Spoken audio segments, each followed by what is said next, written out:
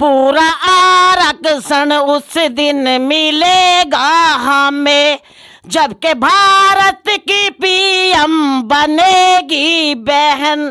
Free किराए के लिए महिला 2-2 घंटे स्टैंड पे खड़ी रहती हैं। डांडी मारने का मतलब यही है कि बेईमानी, तो उनके अंदर कूट कूट के बेईमानी भरी पड़ी है। ठीक, हम तो नई सरकार देखना चाहते हैं, बहन जी की सरकार देखना चाहते हैं अपने जीवन में। जय भीम, नमो बुद्धाय जी। आपका नाम? मेरा नाम गुड़िया है। हम ये संदेश देना चाहेंगे क्योंकि ना ही तो हमें 21 रुपये महीना चाहिए, ना ही हमें 4-5 किलो का राशन चाहिए। हमें बच्चों की शिक्षा और सुरक्षा चाहिए और महिलाओं की सुरक्षा चाहिए। और अपना वोट होता है, हम वहाँ वोट देंगे जहाँ हमें अच्छा सुहाव मिलेगा। जी, इसका मतलब जहाँ शिक्षा, स्वास्थ्य, सुरक्षा, रोजगार मिलेगा। और हम तो नई सरकार देखना चाहते हैं, बहन जी की सरकार देखना चाहते हैं अपने जीवन में। क्या बात है। तो भाई वो तो अपने वोट देने से ही बनेगी। तो क्या आप अपना और अपनों का वोट बीएसपी के हाथी को दिलवाएंगे? हाँ जी, जहाँ तक हमारी इच्छा है हम वहीं वोट देंगे। जी जी, ठीक है। ठीक है जी। जी, आप कुछ कहना चाहेंगे? विमलेश जी, बहुत बहुत स्वागत है आपका, क्योंकि मैं पहले से जानता हूँ आपको। जी, जय भीम। जय भीम, नमो बुद्धाय। वर्तमान विधानसभा चुनाव को लेकर के क्या संदेश देना चाहेंगी अपने जैसी 50% आबादी भारत की महिलाओं को? देखिए, ये तो केजरीवाल हुआ या मोदी साहब हुए, ये तो एक लुभावने वाले वादे करते हैं। जैसे कि केजरीवाल साहब ने एक बोतल के साथ में एक बोतल फ्री दी थी। ठीक है, पहले जनता को बेवड़ा बना दिया, उसको आदत डलवा दी।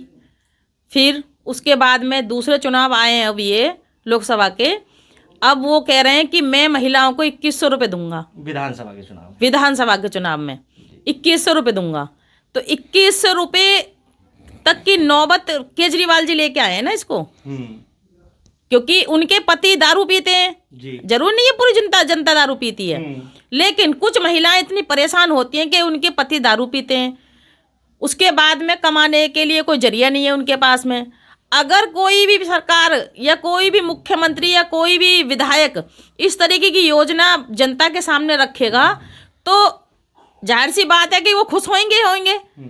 तो केजरीवाल साहब ने वहाँ तक नौबत ला दी कि भाई मैं एक बार दारू पिला दी, बेवड़ा बना दिया, फिर इनको 2100 रुपये दो। तो किसको पागल बना रहे हैं ये? लेडीज़ों को। क्योंकि लेडीज़ों को कुछ कुछ कह ही देते हैं कि भाई घुटने में दिमाग होता है, तो वास्तव में घुटने में दिमाग होता है, क्योंकि ये चीज़ नहीं देखते हैं कि भाई हमें नुकसान क्या है इससे।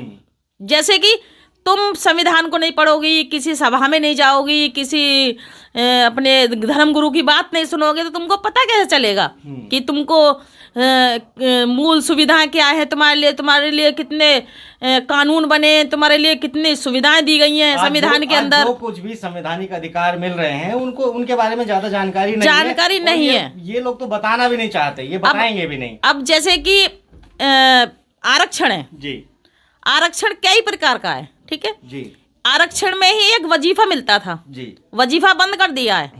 किसी महिला को नहीं पता कि वजीफा बंद कर दिया उनके बच्चों का।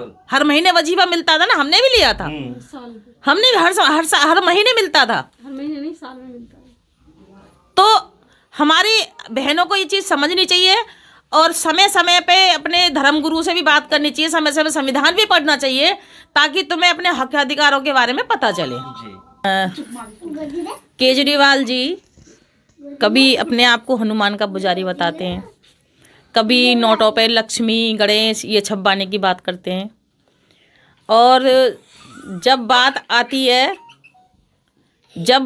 है अंबेडकर के ऊपर, बाबा साहब के ऊपर बात आती है, तो सबसे पहले सामने आते हैं और वो बहुजन समाज को लुभाने का काम करते हैं। और चुनाव आते हैं तो सबसे पहले बाबा साहब का नाम लेते हैं। ये तो हमारे समाज को भ्रमित करने के लिए ये बाबा साहब का इस्तेमाल करते हैं, हमारे महापुरुषों का इस्तेमाल करते हैं।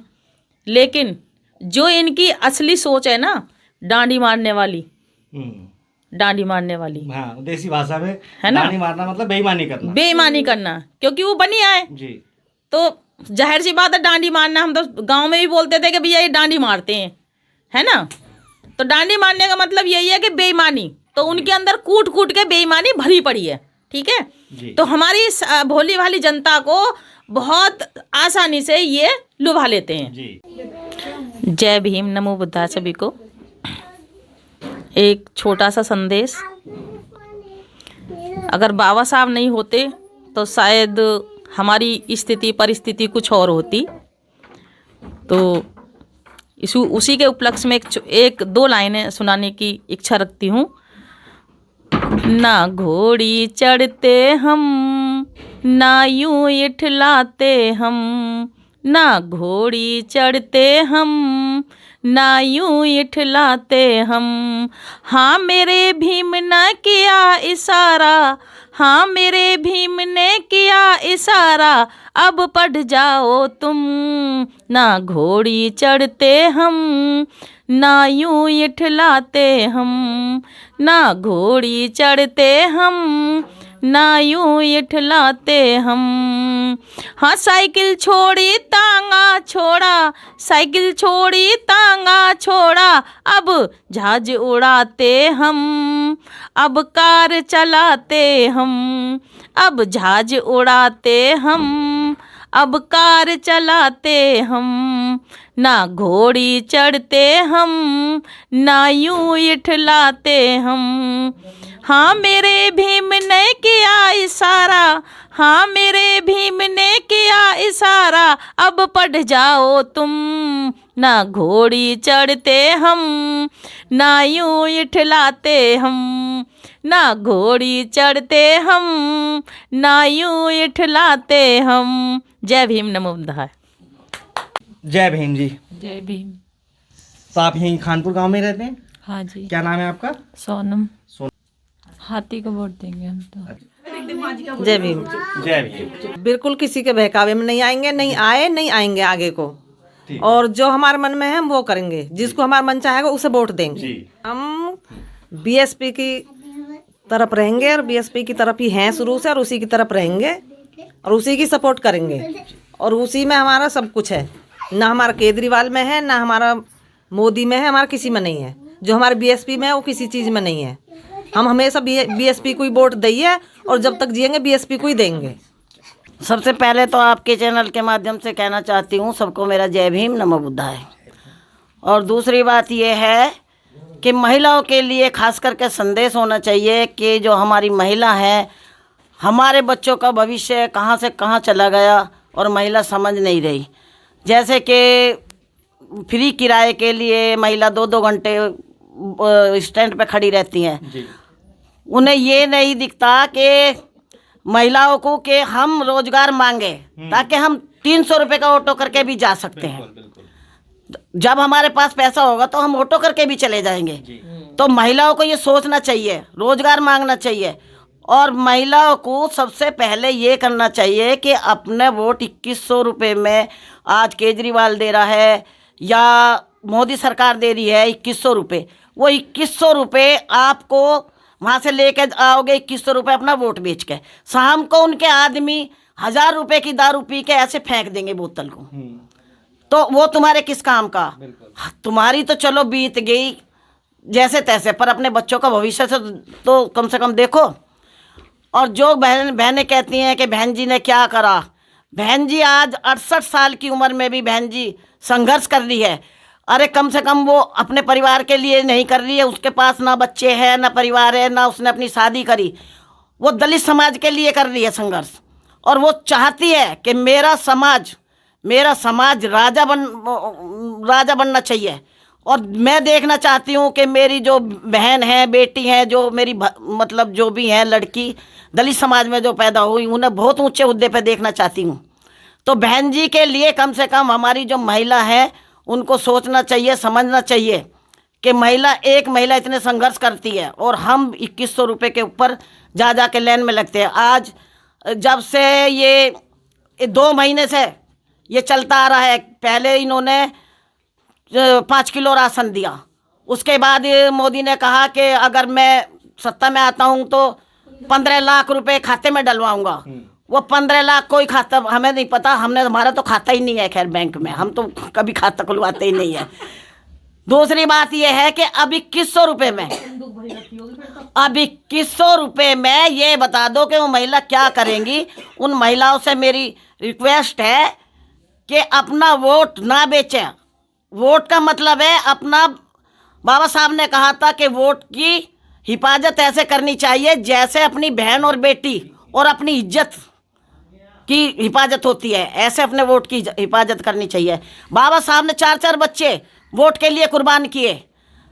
अगर बाबा साहब लंदन ना गए होते अधिकार लेने के लिए तो आपको वोट का अधिकार कहाँ से मिल जाता। जो कांग्रेस आज नीली टी शर्ट, प्रियंका नीली साड़ी पहन के और राहुल नीली टी शर्ट पहन के दिखा रहे हैं कि भाई हम तो बहुत हितैषी हैं, उन्होंने तो संविधान लागू ही नहीं किया। बाबा साहब को उन्होंने वहीं पे रोक दिया गया था। अगर बाबा साहब ना आए होते तो हमें ना संविधान मिलता ना हमें ये कानून मिलते।